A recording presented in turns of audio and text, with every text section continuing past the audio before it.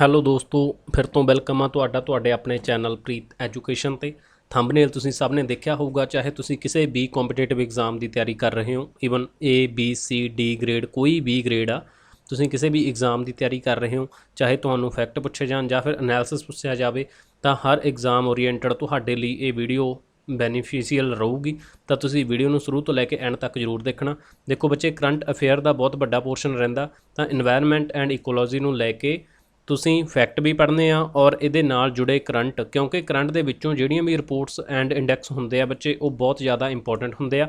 ਤਾਂ ਆਪਾਂ 2021 ਤੇ 22 ਦੇ ਵਿੱਚ ਜਿਹੜੀਆਂ ਰਿਪੋਰਟਸ ਆਈਆਂ ਨੇ, ਕਿਉਂਕਿ ਜ਼ਿਆਦਾਤਰ ਰਿਪੋਰਟਸ ਉਹ ਹੁੰਦੀਆਂ ਨੇ ਜਿਵੇਂ 2022 ਦੇ ਵਿੱਚ ਹੁਣ ਰਿਲੀਜ਼ ਹੋਈਆਂ ਨੇ, ਉਹਨਾਂ ਦੇ ਨਾਲ ਉਹ ਪਿਛਲੇ ਸਾਲ ਦਾ ਡੇਟਾ ਹੁੰਦਾ। ਤਾਂ ਕਰਕੇ ਰਿਪੋਰਟ ਦਾ ਨਾਮ ਤੁਸੀਂ ਕਹੋ 2021 ਵੀ, ਹਜੇ ਤਾਂ ਹੁਣ 22 ਦਾ ਪੇਪਰ ਦੇਵਾਂਗੇ, ਦੈਨ ਅਸੀਂ ਪੁਰਾਣੇ ਸਾਲ ਦਾ ਕਿਉਂ ਪੜ੍ਹੀਏ।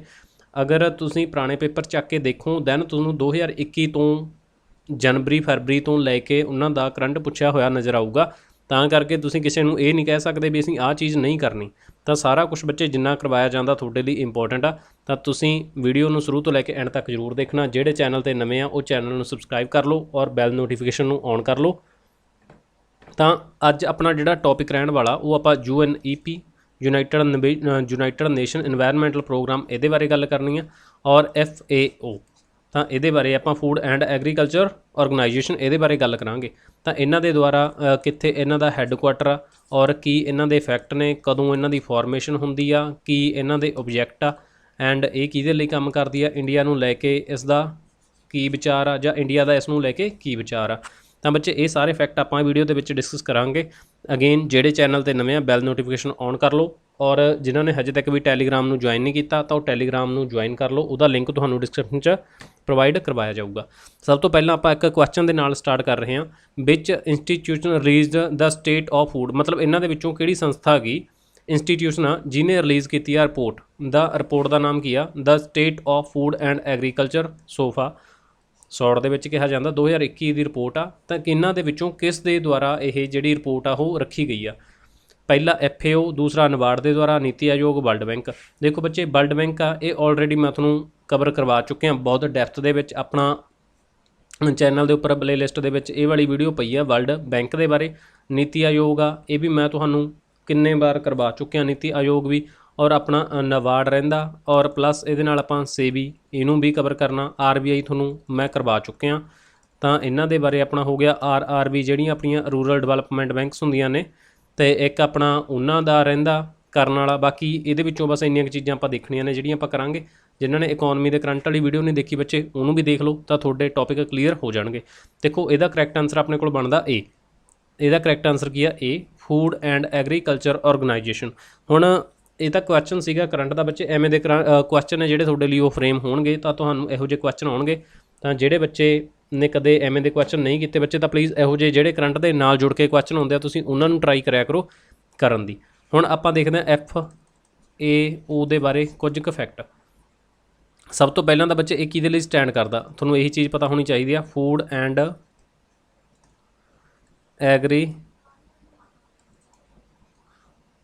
Agriculture organisation. ਔਰ ਇਹਦੀ ਪੇਰੈਂਟ ਕੰਪਨੀ ਜਾਂ ਫਿਰ ਇਹਦੇ ਪੇਰੈਂਟ ਕੌਣ ਨੇ? ਉਹ ਹੈਗੀ ਆ UN, ਯਾਨੀ ਕਿ ਯੂਨਾਈਟਿਡ ਨੇਸ਼ਨ, FAO। ਔਰ ਇਹਦੇ ਪੇਰੈਂਟ ਕੌਣ ਨੇ? UN, ਯਾਨੀ ਕਿ ਯੂਨਾਈਟਿਡ ਨੇਸ਼ਨ। ਔਰ ਇਹਦੀ ਫਾਰਮੇਸ਼ਨ ਕਦੋਂ ਹੁੰਦੀ ਆ? ਇਹ ਬਸ ਇੰਪੋਰਟੈਂਟ ਕੁਝ ਕੁ ਫੈਕਟ ਨੇ ਜਿਹੜੇ ਇਹਨਾਂ ਦੇ ਬਾਰੇ ਆਪਾਂ ਧਿਆਨ ਰੱਖਣੇ ਆ। ਇਹ ਆਪਣਾ ਕਦੋਂ ਫਾਰਮ ਹੁੰਦੀ ਆ? 16 ਅਕਤੂਬਰ 1945। ਦੇਖੋ ਬੱਚੇ, ਉਹਦੇ ਨਾਲ ਹੀ ਚੱਲੀ ਆ, ਇਹ ਕਾਫੀ ਪੁਰਾਣੀ ਸੰਸਥਾ ਹੈਗੀ।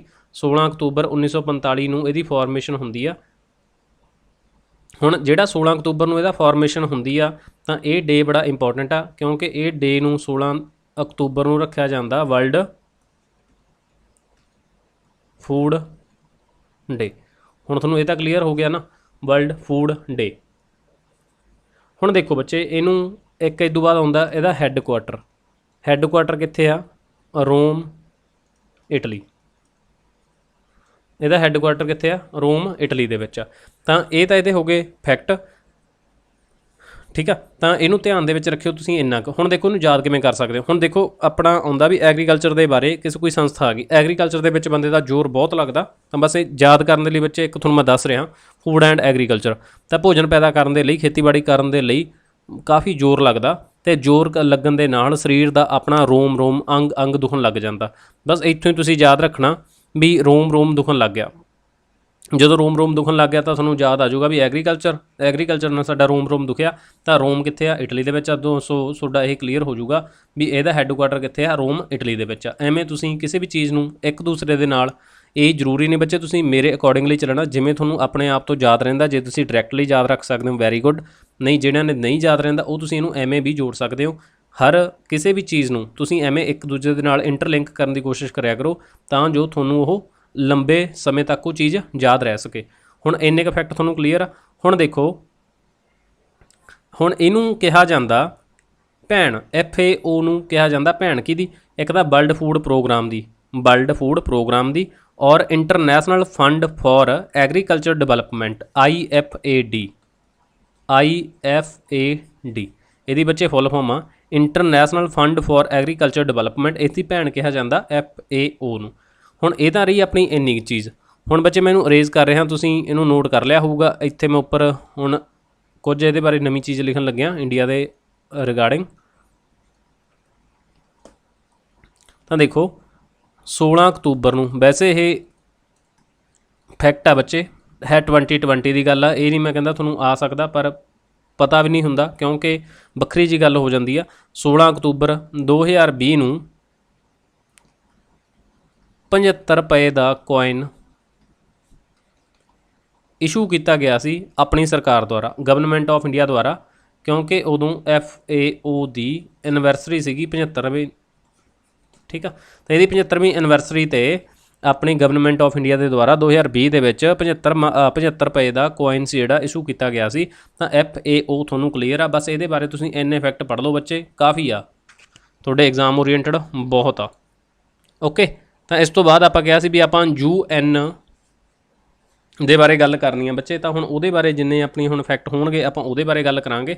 ਦੇਖੋ ਉਹਦੇ ਬਾਰੇ ਵੀ ਸਭ ਨੇ ਤਕਰੀਬਨ ਤੁਸੀਂ ਫੈਕਟ ਤਾਂ ਪੜ੍ਹੇ ਹੋਣਗੇ ਬੱਚੇ, ਅਤੇ ਜਿਨ੍ਹਾਂ ਨੇ ਨਹੀਂ ਪੜ੍ਹੇ ਉਹ ਅੱਜ ਦੇਖ ਲਿਓ, ਤਾਂ ਅੱਜ ਤੁਹਾਡੇ ਕਲੀਅਰ ਹੋ ਜਾਣਗੇ। ਠੀਕ ਆ, ਤਾਂ ਹੁਣ ਦੇਖਦੇ ਆਪਾਂ UNEP, United Nation environmental programme. ਹੁਣ ਸਭ ਤੋਂ ਪਹਿਲਾਂ ਇਹਦੇ 'ਚ ਕੀ ਜ਼ਰੂਰੀ ਹੁੰਦਾ, ਸਾਨੂੰ ਪਤਾ ਵੀ ਇਹਦੀ ਇਸਟੈਬਲਿਸ਼ਮੈਂਟ ਕਦੋਂ ਹੁੰਦੀ ਆ? ਇਹ ਹੁੰਦੀ ਆ ਜੂਨ 1972। ਹੁਣ ਜੂਨ 1972 ਆ ਗਿਆ, ਇੱਥੋਂ ਕੀ ਹੋਈ ਸੀ? ਇੱਥੇ ਹੋਈ ਸੀ UN ਦੀ ਕਾਨਫਰੰਸ। ਹੁਣ ਕਾਨਫਰੰਸ ਕਾਹਦੇ 'ਤੇ ਹੋਈ ਸੀ? On human environment.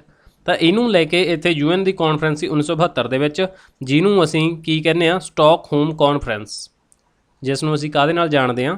Stockholm conference 1972 ਇਹਦੇ ਨਾਮ ਨਾਲ ਜਾਣਦੇ ਆ। ਇਹਦੀ ਇਸਟੈਬਲਿਸ਼ਮੈਂਟ ਤਾਂ ਤੁਹਾਨੂੰ UNEP ਦੀ ਕਲੀਅਰ ਹੋ ਗਈ। ਔਰ ਇਹ ਹੈ ਕੀ ਹੈ? ਅਸਲ ਦੇ ਵਿੱਚ ਇਹ ਇੱਕ ਇੰਟਰ ਗਵਰਨਮੈਂਟਲ ਔਰਗਨਾਈਜੇਸ਼ਨ ਆ। ਠੀਕ ਆ, ਇੰਟਰ ਗਵਰਨਮੈਂਟਲ ਔਰਗਨਾਈਜੇਸ਼ਨ ਆ। ਔਰ ਇਹ ਅੰਡਰ ਕੰਮ ਕਿਹਦੇ ਕਰਦਾ?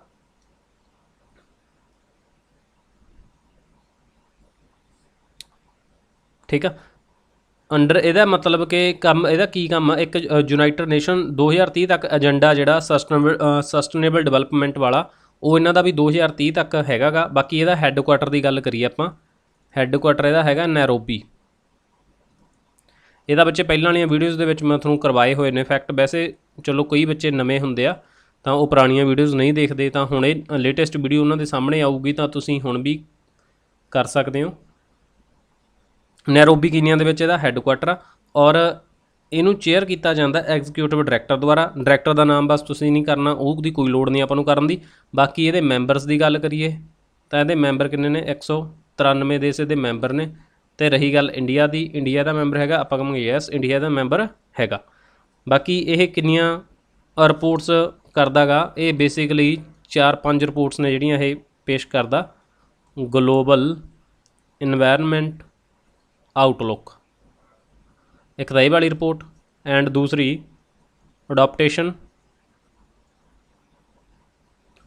Gap report 2, and third one triple emergency, ਚੌਥੀ ਕੂਲਿੰਗ ਐਮਿਸ਼ਨ ਐਂਡ ਪਾਲਿਸੀ ਕਰਕੇ ਇੱਕ ਰਿਪੋਰਟ ਪੇਸ਼ ਕਰਦਾ ਇਹ। ਤਾਂ ਇਹ 4 ਰਿਪੋਰਟਸ ਨੇ ਜਿਹੜੀਆਂ UNEP ਪੇਸ਼ ਕਰਦਾ। ਬੱਚੇ ਮੈਂ ਤੁਹਾਨੂੰ ਇੱਕ ਵਾਰ ਪਹਿਲਾਂ ਵੀ ਕਿਹਾ ਸੀ ਜਦੋਂ ਆਪਾਂ ਉਦੋਂ ਇੰਡੈਕਸ ਕੀਤੇ ਸੀਗੇ ਵੀ ਤੁਸੀਂ ਐਸਲੋਟ ਤਰੀਕੇ ਨਾਲ ਉਹਨੂੰ ਬਣਾਉਣਾ, ਤਾਂ ਜਿਹੜੀ ਸੰਸਥਾ ਪੇਸ਼ ਕਰਦੀ ਆ ਵੀ ਉਹਦਾ ਤੁਹਾਡੇ ਕੋਲੇ ਫੈਕਚੁਅਲ ਡਾਟਾ ਵੀ ਐਡ ਹੋ ਸਕੇ, ਕਦੋਂ ਉਹਦੀ ਸਟੈਬਲਿਸ਼ਮੈਂਟ ਹੋਈ ਆ। ਬਾਰ-ਬਾਰ ਤੁਹਾਨੂੰ ਬਣਾਉਣ ਦੀ ਬਜਾਏ ਤੁਸੀਂ ਇੱਕ ਵਾਰ ਐਵੇਂ ਕਿਸੇ ਵੀ ਚੀਜ਼ ਨੂੰ ਐਵੇਂ ਫਰੇਮ ਕਰ ਸਕਦੇ ਹੋ। ਇੱਥੇ ਰਿਪੋਰਟ, ਇੱਥੇ ਮਤਲਬ ਕਿ ਪਬਲਿਸ਼ਰ ਕੌਣ ਆ ਉਹਦਾ, ਕਿਸ ਦੁਆਰਾ ਉਹ ਪਬਲਿਸ਼ ਕੀਤੀ ਗਈ ਆ, ਇੱਥੇ ਉਹਦੀ ਥੀਮ ਜਾਂ ਫਿਰ ਉਹਦਾ ਫੈਕਟ, ਇੱਥੇ ਇੰਡੀਆ ਦੇ ਨਾਲ ਰਿਲੇਟਡ ਉਹਦਾ ਕੀ ਗੱਲਬਾਤ ਆ। ਤਾਂ ਇਹਦੇ ਨੀਚੇ ਹੀ ਜਿਹੜਾ ਇਹਨੂੰ ਪਬਲਿਸ਼ ਕਰੂਗਾ ਉਹ ਕਿੰਨੇ 'ਚ ਇਸਟੈਬਲਿਸ਼ ਹੋਇਆ। ਤਾਂ ਇਹ ਚੀਜ਼ ਆ ਜਿਹੜੀ ਤੁਸੀਂ ਐਵੇਂ ਕਰਕੇ ਕਰ ਸਕਦੇ ਹੋ। ਹੁਣ ਇਹ ਤੋਂ ਬਿਨਾਂ ਨਾਲ ਆਪਾਂ 1-2 ਚੀਜ਼ਾਂ ਹੋਰ ਯਾਦ ਰੱਖ ਸਕਦੇ ਹਾਂ। ਮਿਨਾਮਾਟਾ ਕਨਵੈਨਸ਼ਨ ਮਰਕਰੀ ਦੇ ਲਈ ਸੀਗਾ। ਵਿਏਨਾ ਕਨਵੈਨਸ਼ਨ ਓਜ਼ੋਨ ਲੇਅਰ ਲਈ ਸੀ, 1985 ਦੇ ਵਿੱਚ ਹੋਇਆ। ਕਨਵੈਨਸ਼ਨ ਔਨ ਬਾਇਓਲੋਜੀਕਲ ਡਾਇਵਰਸਿਟੀ ਯਾਨੀ ਕਿ CBD 1992 ਦੇ ਵਿੱਚ ਹੋਇਆ। ਤੇ ਇੱਕ ਸਾਈਟਸ ਨਾਮ ਨਾਲ ਕਰਕੇ ਹੋਇਆ ਸੀ 1973 ਦੇ ਵਿੱਚ, ਉਹ ਹੋਇਆ ਸੀ ਫਲੋਰਾ ਐਂਡ ਫੌਨਾ ਦੇ ਲਈ। ਤਾਂ ਹੁਣ ਇਹ ਤਾਂ ਬੱਚੇ ਫੈਕਟ ਨੇ ਜਿਹੜੇ ਇਹਦੇ ਲਈ ਸੀਗੇ। ਹੁਣ UNEP ਦੀ ਬਾਰੇ ਆਪਾਂ ਗੱਲ ਕਰਾਂਗੇ। ਇਹਦੇ ਬਾਰੇ ਕੁਝ ਕੁ ਤਾਂ ਮੈਂ ਤੁਹਾਨੂੰ ਚੀਜ਼ਾਂ ਇੱਥੇ ਦਿੱਤੀਆਂ ਵੀ ਹੋਈਆਂ ਨੇ। ਦੇਖੋ ਇਸਟੈਬਲਿਸ਼ਮੈਂਟ ਹੁੰਦੀ ਆ 5 ਜੂਨ 1972 ਨੂੰ। ਹੈੱਡਕੁਆਟਰ ਨੈਰੋਬੀ ਕਿੱਥੇ ਆ, ਇਹ ਕੀਨੀਆ ਦੇ ਵਿੱਚ ਆ। ਔਰ ਰਿਪੋਰਟਸ ਐਮਿਸ਼ਨ ਗੈਪ ਰਿਪੋਰਟ ਬਾਕੀ ਆ ਰਿਪੋਰਟਸ ਨੇ ਜਿਹੜੀਆਂ ਇਹਦੇ ਦੁਆਰਾ ਪੇਸ਼ ਕੀਤੀਆਂ ਜਾਂਦੀਆਂ। ਹੁਣ ਜਿਹੜੀ ਇਹਨੇ ਰਿਪੋਰਟ ਪੇਸ਼ ਕੀਤੀ ਸੀ 2021 ਦੀ, ਤਾਂ ਉਹਦਾ ਟਾਈਟਲ ਕੀ ਸੀਗਾ, ਦਾ ਹੀਟ ਇਜ਼ ਔਨ। ਬੱਚੇ ਟਾਈਟਲ ਇੰਪੋਰਟੈਂਟ ਆ ਕਿਉਂਕਿ ਸਟੇਟਮੈਂਟ ਬਣਾਉਣੀ ਆ ਉਹਨਾਂ ਨੇ, ਤਾਂ ਸਟੇਟਮੈਂਟ ਦੇ ਵਿੱਚ ਤੁਹਾਨੂੰ ਟਾਈਟਲ ਦੇ ਵਿੱਚ ਉਲਝਾ ਸਕਦੇ ਆ ਉਹ। ਤਾਂ ਇਹਦੀ ਰਿਪੋਰਟ ਦਾ ਟਾਈਟਲ ਯਾਦ ਰੱਖਣਾ ਤੁਸੀਂ, heat is on, released on ਮਤਲਬ ਅਕਤੂਬਰ 26 ਦੇ ਵਿੱਚ ਇਹ ਰਿਲੀਜ਼ ਕੀਤੀ ਗਈ ਸੀ। ਓਕੇ, ਕਿਹੜੀ report, emission gap report. But title ਇਹਦਾ ਕੀ ਨਾਮ ਤੇ ਆਇਆ ਸੀ, ਟਾਈਟਲ ਇਹਦਾ ਆਇਆ ਸੀ ਦ ਹੀਟ ਇਜ਼ ਔਨ। ਕਦੋਂ, ਅਕਤੂਬਰ 26 ਨੂੰ 2021 ਦੇ ਵਿੱਚ ਇਹ ਪੇਸ਼ ਹੋਈ ਆ। ਔਰ ਇਹ ਕਿੰਨਵਾਂ ਐਡੀਸ਼ਨ ਇਹਦਾ, 12ਵਾਂ ਐਡੀਸ਼ਨ ਆ। ਬਾਕੀ ਬੱਚੇ ਆ ਦੇਖੋ ਤੁਹਾਡੇ ਕੋਲ ਇੱਥੇ ਸਾਰੇ ਆ ਫੈਕਟ ਇਹਦੇ ਦਿੱਤੇ ਹੋਏ ਨੇ। ਮੈਂ ਤੁਹਾਨੂੰ ਇਹਦੇ ਕੁਝ ਕੁ ਫੈਕਟ ਨੇ ਜਿਹੜੇ ਮੈਂ ਤੁਹਾਨੂੰ ਇਹਦੇ ਸਿੰਪਲ ਭਾਸ਼ਾ ਦੇ ਵਿੱਚ ਆਪਣੀ ਦੱਸ ਦਿੰਦਾ ਬੇਸਿਕਲੀ ਇਹਦੇ 'ਚ ਹੈ ਕੀ ਆ। ਹੁਣ ਜਿਹੜੀ ਐਮਿਸ਼ਨ ਗੈਪ ਰਿਪੋਰਟ ਆ ਇਹਦਾ ਟਾਈਟਲ ਆ ਜਿਹੜਾ ਤੁਸੀਂ ਟਾਈਟਲ ਯਾਦ ਰੱਖਣਾ ਦਾ ਹੀਟ ਇਜ਼ ਔਨ। ਔਰ ਇਹ ਐਨੂਅਲੀ ਰਿਪੋਰਟ ਆ, ਠੀਕ ਆ। ਇਹਦੇ 'ਚ ਓਵਰਵਿਊ ਦਿੱਤਾ ਜਾਂਦਾ ਐਮਿਸ਼ਨ ਗੈਪ ਦਾ, ਡਿਫਰੈਂਸ ਮਤਲਬ ਡਿਫਰੈਂਸ ਕਿੰਨਾ ਇਹਦੇ 'ਚ। ਹੁਣ 2030 ਤੱਕ ਇਹਨਾਂ ਨੇ ਘੱਟ ਕਰਨਾ ਐਮਿਸ਼ਨ ਕਾਫੀ ਮਾਤਰਾ ਦੇ ਵਿੱਚ। ਹੁਣ ਜੇ ਆਪਾਂ ਗੱਲ ਕਰੀਏ ਗਲੋਬਲ ਵਾਰਮਿੰਗ ਦੀ, ਤਾਂ ਇਹਦੇ 'ਚ 2.7 ਡਿਗਰੀ ਸੈਂਟੀਗ੍ਰੇਡ ਜਾਂ ਫਿਰ ਸੈਲਸੀਅਸ ਤੇ ਇਹ ਹੋਣ ਵਾਲੀ ਰਿਪੋਰਟ ਦਾ ਗਾ। ਜਿਹੜਾ ਇਦੋਂ ਪਹਿਲਾਂ ਲਾਸਟ ਈਅਰ ਦੇ ਵਿੱਚ ਇਹਨਾਂ ਨੇ ਰਿਕਾਰਡ ਕੀਤਾ ਸੀ ਉਹ ਸੀਗਾ 3 ਡਿਗਰੀ ਸੈਂਟੀਗ੍ਰੇਡ। ਮਤਲਬ ਇਹ ਉਹਦੇ ਨਾਲੋਂ ਕਹਿੰਦੇ ਆ ਵੀ ਘਟ ਗਿਆ। ਬਾਕੀ ਲੋੜ ਆ, ਇਹ ਕਹਿੰਦੇ ਨੇ ਵੀ ਸਾਨੂੰ ਇਹਦੇ 'ਚ ਕੀ ਲੋੜ ਆ ਵੀ ਜੇ ਅਸੀਂ 30% ਐਮਿਸ਼ਨ ਘੱਟ ਕਰਦੇ ਹਾਂ, ਜੇ ਅਸੀਂ 30% ਐਮਿਸ਼ਨ ਘੱਟ ਕਰਦੇ ਹਾਂ ਤਾਂ 2 ਡਿਗਰੀ ਸੈਂਟੀਗ੍ਰੇਡ ਫਰਕ ਪੈਂਦਾ। ਅਤੇ ਜੇ ਅਸੀਂ 55% ਘੱਟ ਕਰਦੇ ਹਾਂ ਤਾਂ ਫਿਰ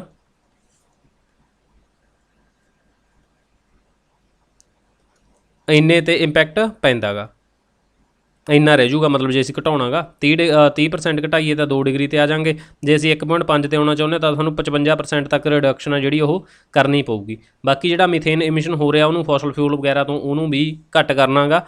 ਤਾਂ ਕੋਵਿਡ-19 ਕਰਕੇ 5.4% ਡਰੋਪ ਆ ਗਿਆ ਸੀ ਗਲੋਬਲ ਫੋਸਲ ਕਾਰਬਨ ਡਾਈਆਕਸਾਈਡ ਦੇ ਵਿੱਚ। ਇਹ ਮਤਲਬ 2020 ਦਾ ਅੰਕੜਾ ਇਹਨਾਂ ਨੇ ਦੱਸਿਆ ਸੀਗਾ ਕਿਉਂਕਿ ਕੋਵਿਡ-19 19 ਦੇ ਵਿੱਚ ਆਇਆ, ਤਾਂ ਕਰਕੇ ਉਹਨੂੰ ਕੋਵਿਡ-19 ਹੀ ਆਪਾਂ ਉਹਨੂੰ ਕਹਿੰਦੇ ਆ। ਤਾਂ ਇਹ ਬਸ ਬੇਸਿਕਲੀ ਰਿਪੋਰਟ ਦੇ ਵਿੱਚ ਇਹ ਚੀਜ਼ ਸੀਗੀ। ਬਸ ਰਿਪੋਰਟ ਕਿਹਦੇ ਦੁਆਰਾ ਪੇਸ਼ ਕੀਤੀ ਗਈ ਆ ਉਹ ਠੀਕ ਆ, ਅਤੇ ਇਹਨੂੰ ਪੇਸ਼ ਕਰਨ ਵਾਲਾ ਕੌਣ ਆ। ਅਤੇ ਇਹਦੇ 'ਚ ਜਿਹੜਾ ਹੋਇਆ ਵੀ ਜੇ 30% ਘਟਾਵਾਂਗੇ ਤਾਂ 2 ਡਿਗਰੀ ਸੈਂਟੀਗ੍ਰੇਡ 'ਤੇ ਅਸੀਂ ਆ ਜਾਵਾਂਗੇ ਨੀਚੇ।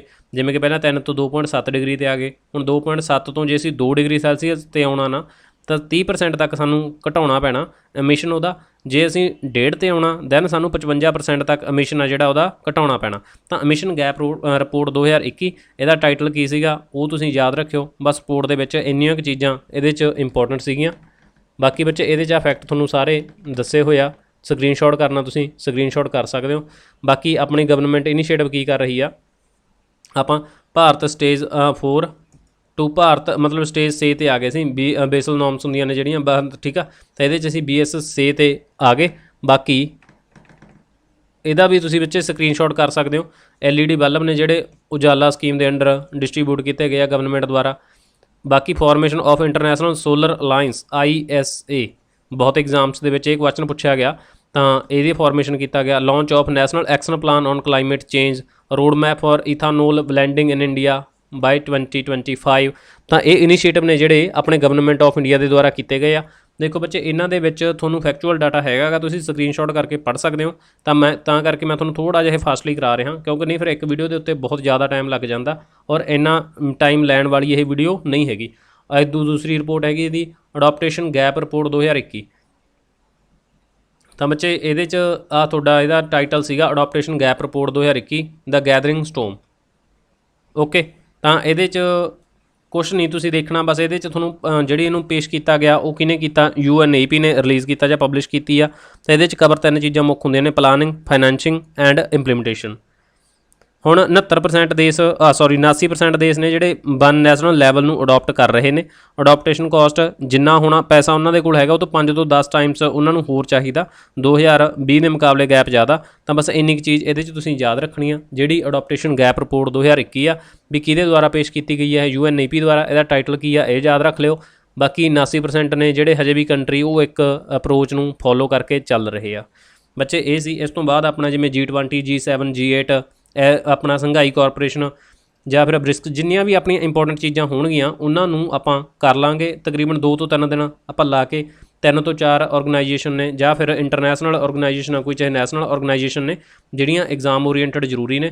ਤਾਂ ਉਹਨਾਂ ਨੂੰ ਬੱਚੇ ਦੇਖੋ ਕੰਪਾਈਲਿੰਗ ਚੱਲ ਰਹੀ ਹੈ ਹਜੇ, ਮੈਂ ਤੁਹਾਡੇ ਲਈ ਕੰਪਾਈਲ ਕਰ ਰਿਹਾ ਸਾਰਾ ਕੰਟੈਂਟ ਵੀ ਆਪਾਂ ਕਿਹੜੀ ਵੀਡੀਓ ਦੇ ਵਿੱਚ। ਤਾਂ ਕਰਕੇ ਤਾਂ ਬਸ ਇੱਕ ਉਗੜਾ ਦੁਗੜਾ ਤਰੀਕੇ ਦੇ ਨਾਲ ਤੁਹਾਨੂੰ ਮੈਂ ਪੇਸ਼ ਕਰ ਦਿੱਤੀ ਆਹ ਵਾਲੀ, ਤਾਂ ਜਿੰਨਾ ਹੋ ਸਕਿਆ ਇੱਕ ਵੀਡੀਓ ਦੇ ਵਿੱਚ ਪੋਸੀਬਲ ਆਪਾਂ ਕਰਤਾ। ਇਸ ਤੋਂ ਬਾਅਦ ਇੱਕ ਸੀਰੀਜ਼ ਬਾਈ ਤਰੀਕੇ ਦੇ ਨਾਲ, ਜਿਵੇਂ ਇਕੋਨਮੀ ਆ, ਇਕੋਨਮੀ ਦੇ ਘੱਟੋ ਘੱਟ 5-6 ਟੌਪਿਕ ਆਪਾਂ ਇੱਕ ਵੀਡੀਓ ਦੇ ਵਿੱਚ ਕਵਰ ਕਰ ਦਿੰਦੇ ਹਾਂ, ਜਿਵੇਂ ਕਿ ਉਹਨਾਂ ਦੇ ਜਿਹੜੇ ਫੈਕਟ ਐਗਜ਼ਾਮ ਦੇ ਓਰੀਐਂਟਡ ਨੇ, ਐਗਜ਼ਾਮ 'ਚ ਆਉਣਗੇ ਤੁਹਾਨੂੰ, ਤਾਂ ਉਹਦੇ ਰਿਲੇਟਡ ਜਿੰਨੇ ਫੈਕਟ ਹੋਣਗੇ ਉਹ ਆਪਾਂ ਇੱਕ ਵੀਡੀਓ ਦੇ ਵਿੱਚ ਕਵਰ ਕਰ ਦਿੰਦੇ ਹਾਂ। ਉਸ ਤੋਂ ਬਾਅਦ ਪੋਲਿਟੀ, ਇਨਵਾਇਰਮੈਂਟ, ਐਵੇਂ ਇਹਨਾਂ ਦੇ ਨਾਲ ਆਰਟ ਐਂਡ ਕਲਚਰ ਦਾ ਹੋ ਗਿਆ ਕੋਈ, ਠੀਕ ਆ, ਜਿਓਗ੍ਰਾਫੀ ਦਾ ਹੋ ਗਿਆ, ਇੰਟਰਨੈਸ਼ਨਲ ਲੈਵਲ ਦਾ ਹੋ ਗਿਆ।